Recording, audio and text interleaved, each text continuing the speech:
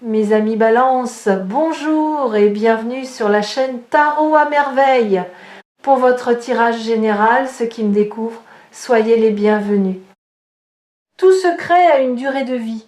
Il naît dans le silence d'une décision, celle de ne pas dire, de ne pas montrer, de garder pour soi quelque chose qui appartient pourtant à deux personnes. Il grandit dans l'obscurité, nourri par la peur, par le calcul, par la conviction que certaines vérités sont trop lourdes, trop risquées, trop compliquées pour être mises en lumière. Et puis un jour, le secret atteint son point de rupture. La pression accumulée devient plus grande que la capacité à contenir, et ce qui était gardé dans l'ombre cherche une issue vers la lumière. Ce jour-là, pour vous, est proche, très proche. Quelque chose que l'on vous a caché, quelque chose qui vous concernait directement, qui touchait à votre vie, à vos choix, à votre façon de comprendre une situation est sur le point d'être révélé. Et cette révélation, aussi surprenante qu'elle puisse être au premier abord, va changer quelque chose d'essentiel dans la façon dont vous vous positionnez face à votre propre avenir. Avant d'aller plus loin, je veux déconstruire le mot « dangereux » dans le titre de cette vidéo, parce que ce mot mérite qu'on y réfléchisse. Un secret dangereux n'est pas nécessairement un secret qui fait du mal. Parfois, il est dangereux simplement parce qu'il détient le pouvoir de changer quelque chose. Parce qu'une fois dit, il ne peut pas être décent, parce qu'il va modifier une dynamique, redistribuer les rôles, transformer ce qu'on croyait savoir. Ce type de secret-là, le secret qui est dangereux parce qu'il est puissant, parce qu'il porte une vérité trop grande pour rester éternellement contenu, c'est précisément de celui-là que je parle. Un secret qui, dans les mains de la bonne personne, au bon moment, peut ouvrir quelque chose d'extraordinaire. Et ce bon moment, pour vous, c'est maintenant. Il y a une structure universelle dans les secrets qui finissent par se révéler. Je l'appelle l'anatomie du secret.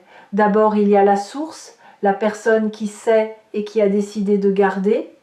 Ensuite, il y a le contenu, ce qui est su, ce qui est tu, ce qui brûle sous la surface. Puis il y a la pression, l'accumulation progressive d'une tension que même le silence ne peut plus contenir. Et enfin, il y a le moment de rupture, cet instant où la vérité trouve une fissure dans le silence et commence à s'en échapper. Je perçois dans votre champ d'énergie que vous êtes précisément à cette quatrième étape. Le moment de rupture est là. La vérité cherche sa fissure, et dans les jours qui viennent, elle va la trouver. Laissez-moi vous parler de ce secret lui-même. Non pas de ces détails précis que je ne peux pas voir avec la netteté d'un fait établi, mais de sa nature, de ce qu'il porte. Ce que je perçois, c'est quelque chose qui concerne une situation que vous avez vécue, que vous vivez peut-être encore et dans laquelle vous n'aviez pas toutes les informations.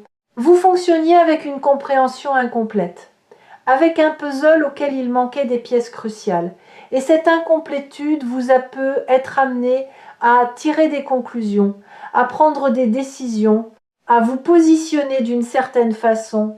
Et cette façon n'était pas entièrement fondée sur la réalité complète de la situation.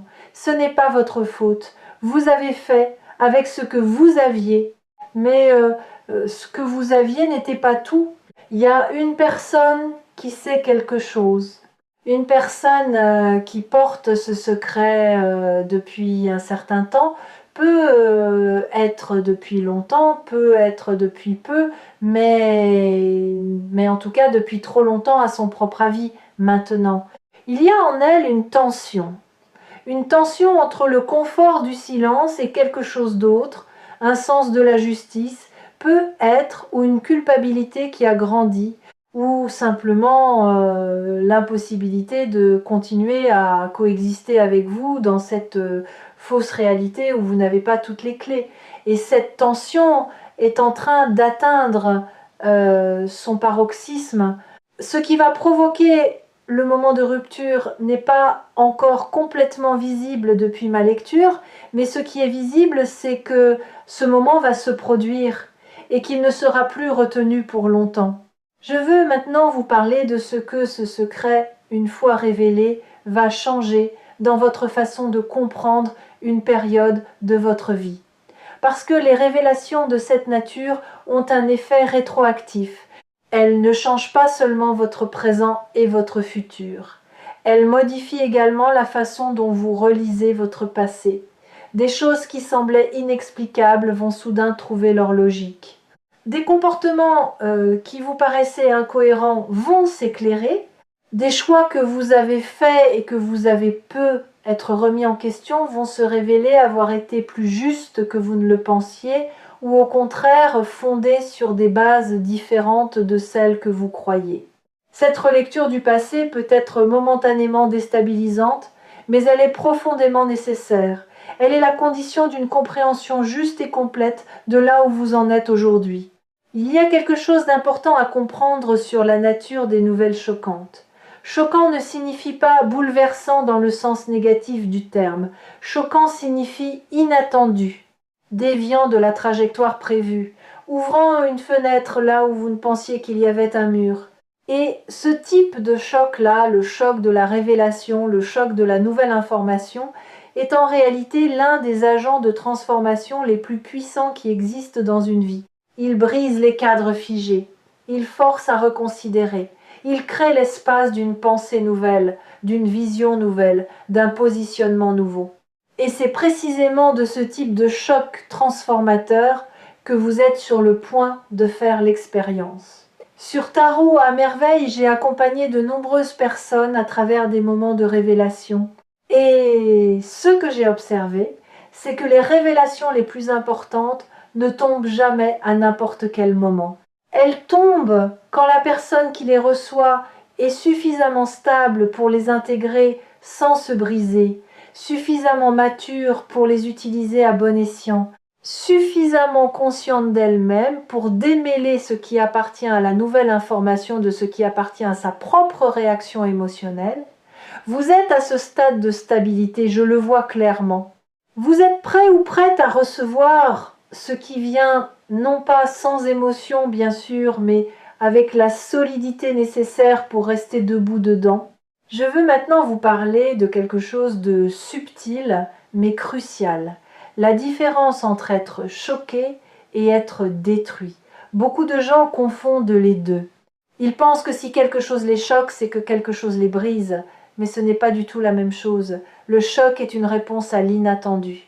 Il est temporaire, il se dissipe, il laisse place à l'intégration. La destruction, elle suppose qu'on n'a pas les ressources pour traverser ce qui arrive. Et vous, vous avez les ressources. Pas forcément toutes les ressources que vous auriez dans un monde idéal, mais suffisamment. Suffisamment pour traverser, pour comprendre, pour décider de ce que vous voulez faire de cette nouvelle vérité. Il y a également dans cette lecture quelque chose qui concerne les nouvelles au pluriel parce que je perçois que ce n'est pas une information unique qui arrive, mais plusieurs éléments qui se rejoignent, un ensemble de vérités qui se tenaient les unes les autres par le silence et qui vont tomber ensemble ou en cascade rapprochée. Chaque élément va éclairer les autres, chaque fragment va rendre les autres plus intelligibles. Et à la fin de ce processus qui ne durera pas éternellement, qui aura son propre rythme, vous aurez un tableau beaucoup plus complet de la réalité de votre situation. Un tableau depuis lequel vous pourrez agir avec une clarté et une efficacité que vous n'aviez pas jusqu'ici. Je veux parler d'un phénomène que je trouve fascinant dans la vie des secrets. C'est le phénomène de la résonance. Parce qu'un secret ne reste jamais parfaitement inerte. Il irradie, il envoie des signaux dans l'espace même s'il n'est pas dit. Les personnes sensibles, et vous en êtes une, captent ces signaux sans nécessairement pouvoir les identifier précisément.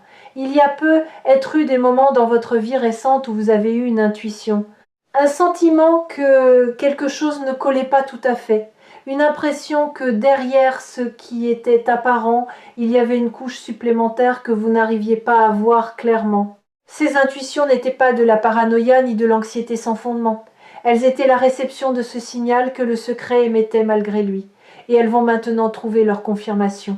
Il y a quelque chose de libérateur dans ce qui s'approche. Je veux insister sur ce mot, libérateur. Parce que recevoir une vérité, même une vérité difficile, même une vérité surprenante, même une vérité qui remet en question des choses établies, a un effet libérateur fondamental.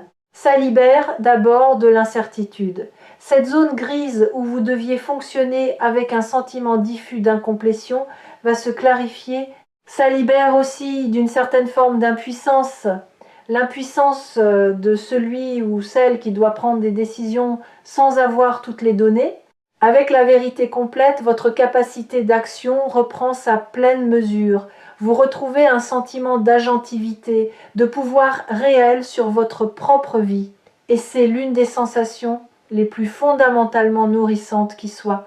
Je veux maintenant vous parler de comment vous préparer à recevoir ce qui vient, pas en vous blindant, pas en construisant des scénarios mentaux pour anticiper tous les cas de figure possibles, parce que l'esprit humain excelle à construire des scénarios qui ne ressemblent jamais exactement à ce qui arrive vraiment, mais en vous ancrant, en vous connectant dans les jours qui viennent à ce que vous savez de vous-même, à vos valeurs, à ce qui compte pour vous indépendamment des circonstances extérieures, à la personne que vous voulez être face aux situations difficiles.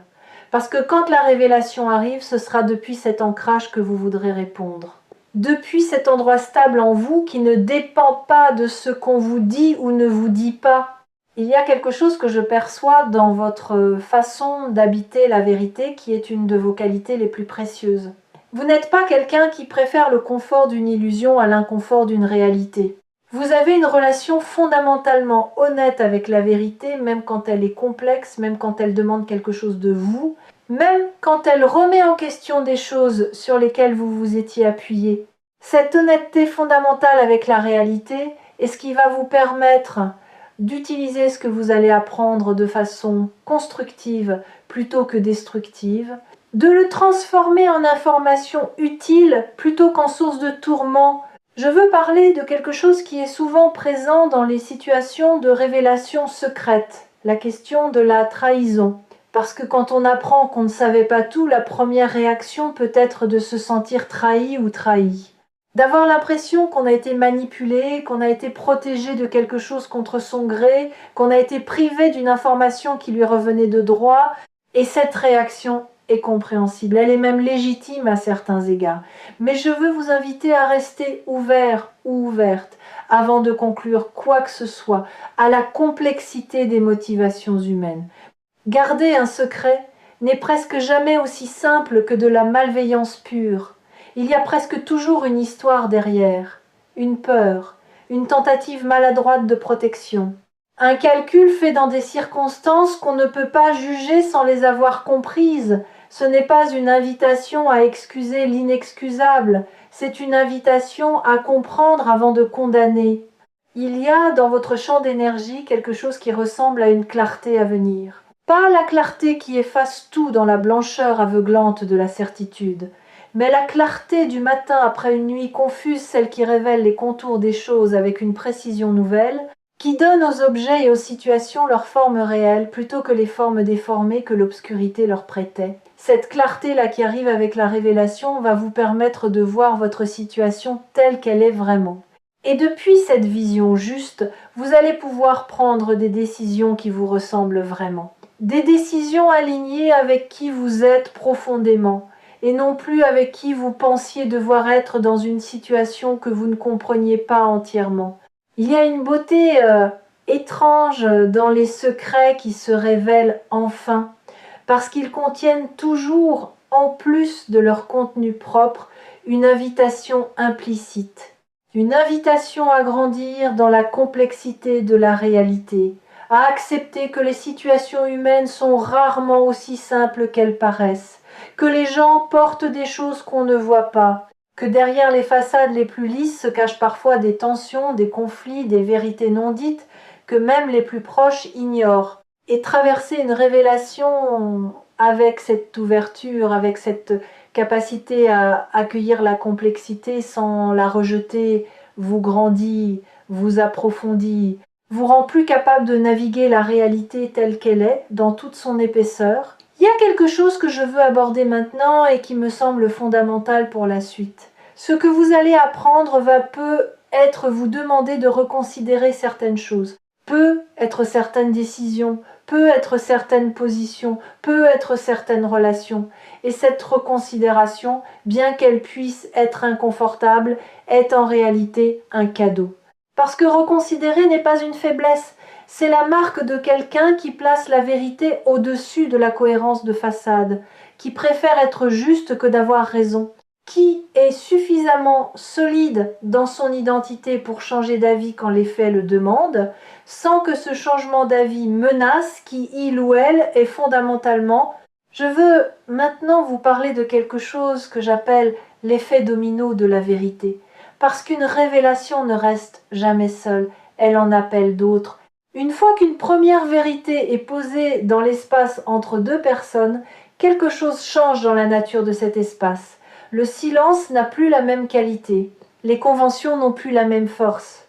Un espace de franchise a été créé, et dans cet espace, d'autres vérités moins dramatiques peuvent être, mais tout aussi importantes, trouvent plus facilement leur chemin. Ce que les prochaines semaines vont apporter n'est donc pas seulement la révélation centrale, le secret dangereux du titre, c'est aussi une ouverture plus large à l'authenticité dans certaines de vos relations, un approfondissement progressif de la communication, une capacité accrue à exister dans la vérité avec les personnes qui comptent pour vous. Je perçois autour de vous quelque chose qui prend la forme d'un soutien invisible, pas nécessairement visible dans les relations immédiates ou dans les circonstances concrètes, mais une énergie de soutien qui est là, qui veille, qui vous accompagne dans ce passage. Certains l'appellent providence, d'autres intuitions profondes, d'autres encore la sagesse accumulée de tout ce qu'ils ont traversé, peu importe le nom qu'on lui donne. Ce qui compte, c'est qu'elle est là, qu'elle est réelle, et qu'elle va vous aider à traverser ce moment de révélation, non pas comme quelqu'un qui subit, mais comme quelqu'un qui comprend, qui intègre et qui avance. Je veux vous parler maintenant de la façon dont vous allez gérer la période qui suit immédiatement la révélation. Parce qu'il y a souvent, dans ce moment-là, une tentation de réagir vite, de décider, de conclure, de se positionner clairement et immédiatement pour reprendre le contrôle d'une situation qui vient soudain de s'agrandir.